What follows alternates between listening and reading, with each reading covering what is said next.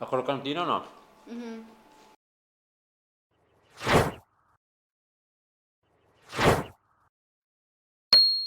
Ciao amici e benvenuti in questo nuovo video. Oggi vedremo assieme un impasto per teglia romana. Vedremo come al solito tutte le varie fasi, quindi dalle dosi all'infase dell'impastamento, gestione dell'impasto, formatura, stesura e cottura. Ok, quindi vedremo tutte le fasi dalla A alla Z. Che cos'è la teglia romana? La teglia romana è un classico e storico prodotto romano, un prodotto che ha avuto una discreta evoluzione nel corso degli anni. Infatti, da classica pizza che veniva venduta a peso negli antichi forni romani fino a qualche decennio fa, nel corso degli anni ha subito un'evoluzione tale da cominciare ad essere venduta in pizzerie dedicate solo ed esclusivamente a questo prodotto. Con la crescita poi di questo movimento di pizzaioli casalinghi, di persone appassionate al mondo della panificazione, ora la teglia romana è possibile prepararla ad altissimo livello anche in casa. Grazie anche alle aziende costruttrici che, seguendo il trend del momento, hanno cominciato a costruire e a fabbricare prodotti da banco per appassionati casalinghi, prodotti che restano comunque performanti e professionali, e grazie all'informazione che soprattutto si trova ora sui social, ma anche a professionisti che hanno cominciato a creare e a dare informazioni anche ad appassionati, ora siamo in grado di preparare impasti e pizze come la teglia romana, che resta comunque un impasto abbastanza complesso, siamo in grado comunque ora di prepararlo in casa. Quindi ora amici vediamo come preparare una buona teglia romana fatta in casa. Quindi prima di cominciare a mettere le mani in pasta, cominciare a lavorare, quindi passare alla parte pratica, cerchiamo di analizzare un attimo il tipo di impasto che andremo a fare. Per preparare l'impasto per teglia romana è necessario utilizzare farine adatte. Generalmente utilizziamo farine che vanno dal 300 W in su. Perché è preferibile utilizzare farine forti? Per il semplice fatto che l'impasto per teglia romana, essendo un impasto ad alta idratazione, nella quale generalmente andiamo su idratazioni tra il 75 e l'80%, è preferibile utilizzare farine che siano in grado di assorbire una buona quantità di acqua. E le farine forti, avendo un'alta percentuale di proteine, ci aiutano appunto a fare in modo di riuscire ad inglobare una grande quantità di acqua all'interno dei nostri impasti. Ma perché dobbiamo necessariamente utilizzare farine forti per inserire grandi quantità di acqua quando potremmo tranquillamente utilizzare farine deboli e aggiungere meno acqua? I motivi possono essere diversi, ma principalmente possiamo dire che gli impasti più idratati hanno una maggiore estensibilità. Questi portano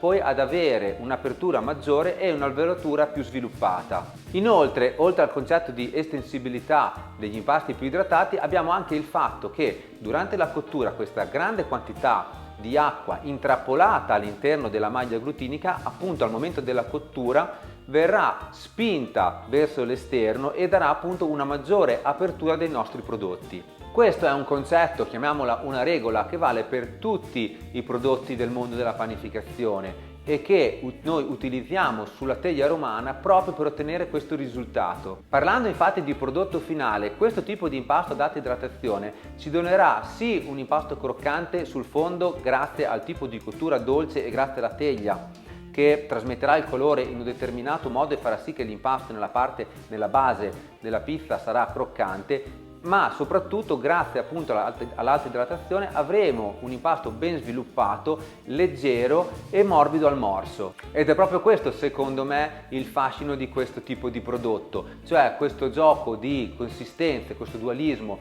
tra croccantezza e leggerezza. Ma oltre al tipo di farina che andremo ad utilizzare, che è comunque un fattore molto importante, oltre al tipo di impasto, cioè l'idratazione dell'impasto che dovremo preparare, una cosa importante e fondamentale è il tipo di gestione che andremo a fare del nostro impasto. Infatti, terminato l'impastamento, avremo poi due successive fasi di lievitazione. La prima fase sarà la puntata, quindi la lievitazione in massa, e la seconda fase sarà l'appretto, cioè la lievitazione del panetto che verrà spezzato dalla massa principale. La corretta gestione delle due fasi, cioè della puntata e dell'appretto, e la giusta cottura saranno i tre elementi che faranno la differenza per ottenere una buona teglia romana. Per preparare questa teglia romana ho deciso di utilizzare la farina che mi è stata inviata da Pinsa for You, una farina preparata appositamente per preparare teglia romana. Ve lo dico sinceramente, io questa farina ancora non l'ho provata, quindi andiamo a testarla insieme. Dietro la confezione trovate il procedimento, io non l'ho nemmeno letto, utilizzo il mio che è un procedimento molto semplice. Andiamo a mettere 1 kg di farina, 800 g di acqua, quindi lavoriamo con un'idratazione dell'80%, 25 g di sale e 7-8 g di lievito. Per chi mi segue sa che ho la possibilità di avere un codice per avere uno sconto del 10% sull'acquisto di tutti i prodotti sul sito di Pinsa4You. Il codice è Mirko Savoia 10, inserendo al momento dell'acquisto avrete un piccolo sconto del 10%, che alla fine dei conti non fa mai male. Comunque, bando alle ciance, adesso ci spostiamo sull'impastatrice, ma prima vi ricordo di lasciare un like a questo video se vi sta piacendo, di iscrivervi al canale e attivare la campanella per non perdere i prossimi contenuti. Ok? Adesso ci spostiamo sull'impastatrice e cominciamo a impastare. Allora, siamo pronti per impastare. Versiamo il nostro chilo di farina dentro l'impastatrice, il lievito sbriciolato e cominciamo a impastare. Allora andiamo a inserire subito 600 g di acqua. Il metodo e la tecnica è sempre la stessa. Abbiamo un impasto con 800 g di acqua, quindi un 80% di idratazione. Inseriamo subito 600 g di acqua, portiamo a incordatura, quindi andiamo a far incordare la prima parte di impasto, quindi la prima fase dell'impastamento con un'idratazione del 60%, quindi arriviamo a creare la zucca con questa idratazione. Arrivato a un'idratazione del 60-62% circa, andremo poi ad aggiungere tutta la restante acqua fino a portare l'impasto a un'idratazione dell'80%. Quindi adesso lasciamo lavorare l'impastatrice e aspettiamo appunto che si formi la nostra zucca. Allora, siamo giunti al momento di versare acqua, cominciamo ad aggiungere acqua un po' per volta, aumentiamo la velocità. E adesso cominciamo come al solito a far inglobare acqua un po' per volta, quindi noi inseriremo acqua durante la fase dell'impastamento, l'impasto si sfalderà e poi tornerà nuovamente al centro della vasca. A quel punto aggiungeremo ancora acqua fino a terminare l'impastamento, aggiungendo appunto tutta l'acqua che avevamo preparato. Ok? Quindi adesso vediamo già come l'impasto si riprende, si riporta al centro e il gioco è tutto qua. L'importante è far sempre asciugare l'impasto. Non spaventiamoci se l'impasto si sfalda, perché se abbiamo fatto una buona fase iniziale, abbiamo impastato bene all'inizio della prima fase, non avremo problemi a far ritornare al centro l'impasto. Ok, siamo arrivati già praticamente a metà della seconda fase, possiamo andare col sale. Ricordiamo sempre di aggiungere il sale insieme all'acqua per aiutare nell'assorbimento. Ora lasciamo sempre portare l'impasto al centro e poi finiamo di aggiungere l'ultima acqua. Eccoci qua, ultimo goccino d'acqua e siamo arrivati. Allora, impasto pronto. Vediamo un po', l'impasto è perfetto, è rimasto bello sodo, un 80% che chiuso in questo modo rimane bello compatto. Direi che ci siamo. L'impasto ovviamente è morbido perché è un'alta idratazione, ma guardiamo il glutine. Ok, guardate qua come si alza bene senza rompersi e si stacca benissimo dall'impastatrice. Ok, adesso questo impasto lo togliamo dall'impastatrice e andiamo a fare le pieghe per poi passare alla fase della puntata. Allora, questo è il nostro impasto appena tolto dall'impastatrice. Adesso andiamo a vedere un pochino cosa abbiamo tirato fuori da questo impasto. Andiamo a fare quella che viene chiamata la prova del velo, quindi andiamo a vedere il glutine come si è formato, vediamo proprio l'estensibilità dell'impasto, vediamo come si tira bene, l'impasto è ben formato, la maglia si è sviluppata bene, guardiamo l'estensibilità e la capacità dell'impasto di allungarsi senza spezzarsi. Ok, perfetto. Adesso andiamo a chiudere l'impasto, riformiamo il nostro panetto, facciamo qualche piega e poi andiamo a metterlo in ciotola. Lavoriamo un pochino l'impasto in questo modo. Se ci sono delle bolle andiamo a romperle, questa è aria che rimane intrappolata all'interno dell'impasto. Adesso lavoriamo un pochino l'impasto e poi lo andiamo a mettere all'interno di una ciotola. Facciamo una leggera pirratura per chiudere bene l'impasto, poi appunto lo mettiamo in ciotola, segniamo l'impasto con dello scotch per seguire, per vedere l'altezza e lo sviluppo dell'impasto, e ora questo impasto andrà a 20 ore fino al raddoppio. Bene, allora dopo 20 ore questo è il risultato, abbiamo una bella massa piena d'aria, l'impasto è più che raddoppiato. Adesso andiamo a prepararci i panetti. Io preparerò un panetto da 600 grammi su una teglia 30x40, generalmente si prende come riferimento 600 grammi di impasto. La regolina che andiamo ad utilizzare per trovare il peso dei panetti è lato per lato diviso 2, quindi se il lato di una teglia è 30 e l'altro lato è 40, facciamo 30 per 40 1200 diviso 2 600. Questo è, diciamo, un peso di riferimento che si utilizza per preparare le teglie. In realtà poi dipende un pochino noi come decidiamo di fare, nel senso che se ci piace un pochino più alta possiamo aumentare di qualche grammo, se vogliamo farla un pochino più bassa possiamo diminuire. Noi andiamo a farla di 600 grammi, quindi prepareremo una teglia da 600 grammi e poi andiamo a preparare una teglia più sottile con 450 grammi di impasto, perché vorrei provare a fare la teglia che mangio sempre a Roma, in una pizzeria dove vado sempre quando vado a farmi i miei pizza tour, che si chiama Prezzemolina, ed è una pizzeria che si trova proprio vicino al Colosseo. Tra l'altro, se ci capitate, andate a farci un giro. Comunque, passiamo allo staglio. Prepariamo appunto i nostri panetti da 600 grammi, quindi il primo panetto lo facciamo da 600 grammi, quindi vado a stagliare, peso il mio panetto di 600 grammi.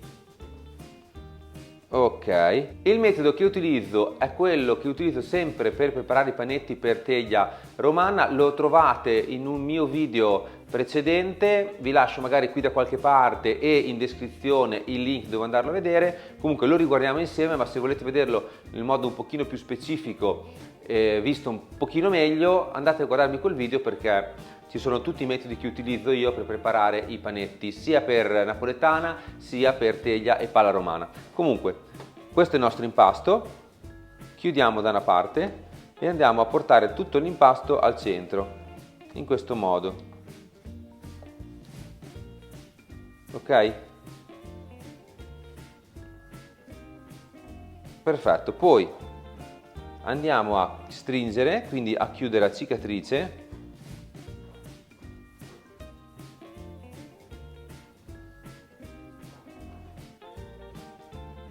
In questo modo ribaltiamo e andiamo a dare una leggera pressione al panetto, giusto per fare una chiusura leggerissima. Questo è il panetto, adesso andiamo a metterlo nella cassetta per la lievitazione. Poi prepariamo un altro panetto da 450 grammi. Ok, questo è il panetto da 450 grammi. Utilizziamo un altro metodo che è questo: chiudiamo da una parte e stringiamo, chiudiamo dall'altra, si creano 4 angolini, andiamo a unire i 4 angoli, questo è il primo, e andiamo a unire il secondo. Al secondo angolino vado già a stringere il mio panetto. Fatto questo, chiudo a cicatrice come avevamo fatto prima, giro, tiro leggermente sotto per chiudere bene e il panetto è pronto. Andiamo a metterlo nella cassetta. Nel frattempo ho fatto un altro panetto da 500 grammi, quindi avremo un panetto da 600, uno da 400 e uno da 500 grammi. Ok, questo è il nostro panetto. Adesso andiamo a metterlo anche questo nella cassetta. Ok, questi sono i nostri panetti. Adesso andiamo a chiudere le nostre cassette e mettiamo in lievitazione a temperatura ambiente per circa 3 ore, tra le 3 e le 4 ore. Dipende un po' dalla temperatura ambiente e dalla temperatura dei panetti nel momento in cui siamo andati a stagliare. Comunque, ora lasciamo lievitare i nostri panetti e poi passiamo alla cottura. Allora, passate circa 4 ore, 3 ore e mezza a dire la verità, passiamo alla stesura. Preparerò prima la teglia da 600 grammi, quindi quella cotta stile crostino con tutti gli ingredienti in cottura. Per come ingredienti ho utilizzato del broccoli ripassati e della salsiccia, quindi molto basic, molto semplice, saporita, sfiziosa. Quindi adesso passiamo alla stesura. Allora, questi sono i panetti. Prendiamo un po' di farina, mettiamo sul panetto che dobbiamo stendere, mettiamo un po' di farina, un bel po' di farina anche sul nostro tagliere. Ok, perfetto. Prendiamo il panetto e andiamo a toglierlo. Diamo una bella infarinata, infiliamo con un colpo secco e andiamo a riportarlo sulla farina. Con la parte che prima era appoggiata al fondo rimarrà sopra. Ok? Dopodiché prendiamo ancora farina, abbondiamo sul panetto, quindi mettiamo un bel po' di farina, allarghiamo un pochino, gli diamo un po' la forma adatta alla teglia dove andremo poi a sistemarlo. Ok, e poi cominciamo la stesura. Partiamo dall'esterno perché differentemente dalla pizza napoletana qui non sono richiesti i bordi, ma la teglia deve essere tutta omogenea. Ok, e poi partiamo con la stesura. Partiamo e cominciamo a stendere la nostra teglia. Allarghiamo.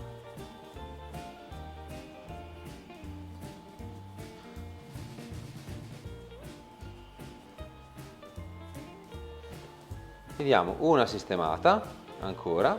Fatto questo, prendiamo un lembo della teglia, lo portiamo sul braccio, gli diamo una scrollata dalla farina e la andiamo a posizionare sulla teglia con la parte liscia, quella che inizialmente era sopra, ritorna di nuovamente sopra sulla teglia. Ok? Adesso togliamo questa farina e ora cominciamo a sistemare la nostra teglia. Portiamo l'impasto verso il bordo in questo modo. Da una parte teniamo stretto e dall'altro portiamo la teglia verso i bordi dell'impasto, della teglia. Ok? Se abbiamo dei punti come qui ad esempio che è venuto un pochino più alto, allora allunghiamo bene in modo da disporre la pasta nel modo più omogeneo possibile dentro la teglia.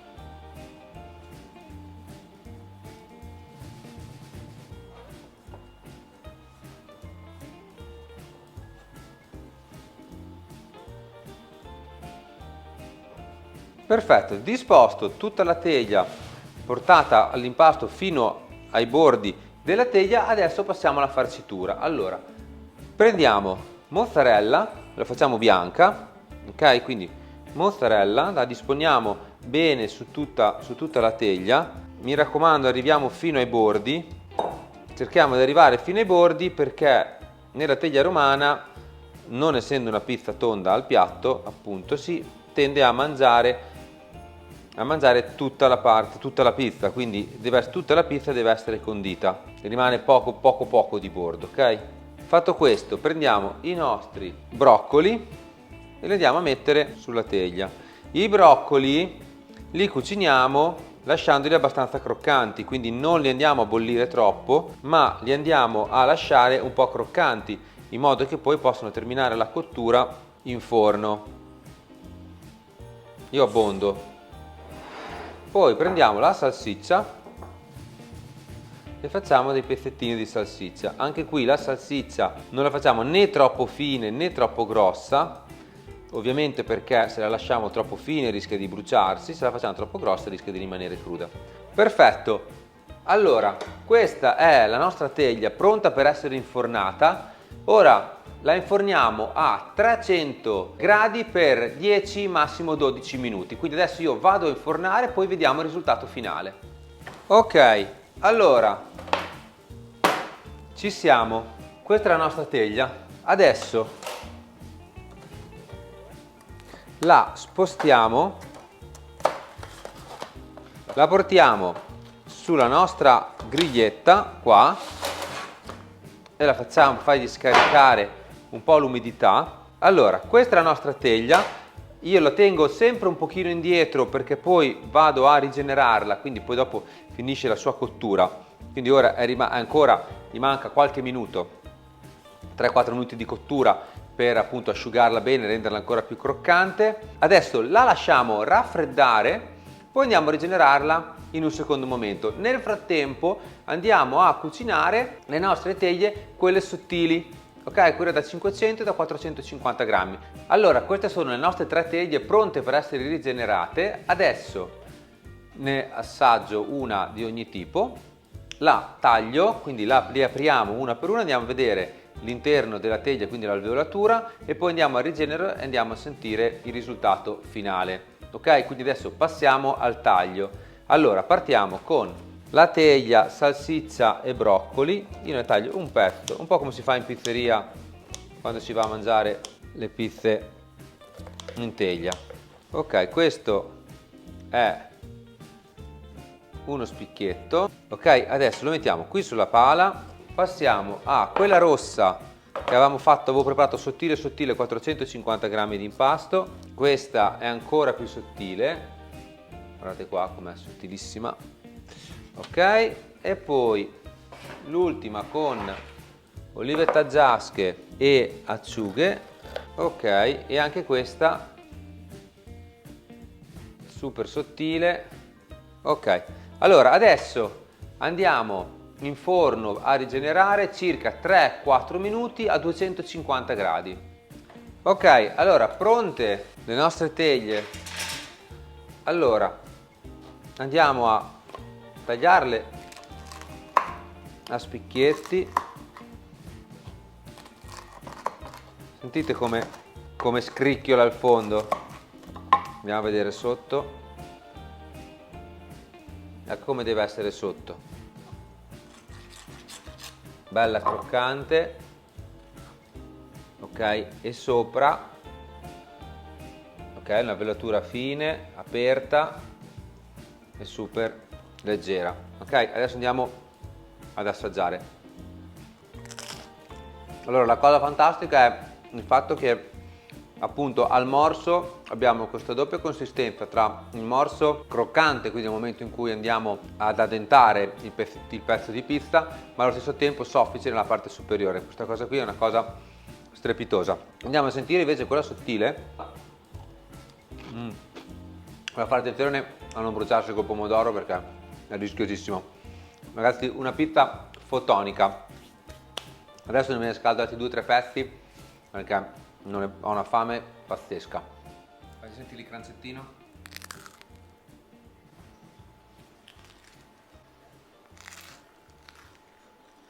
Saluta.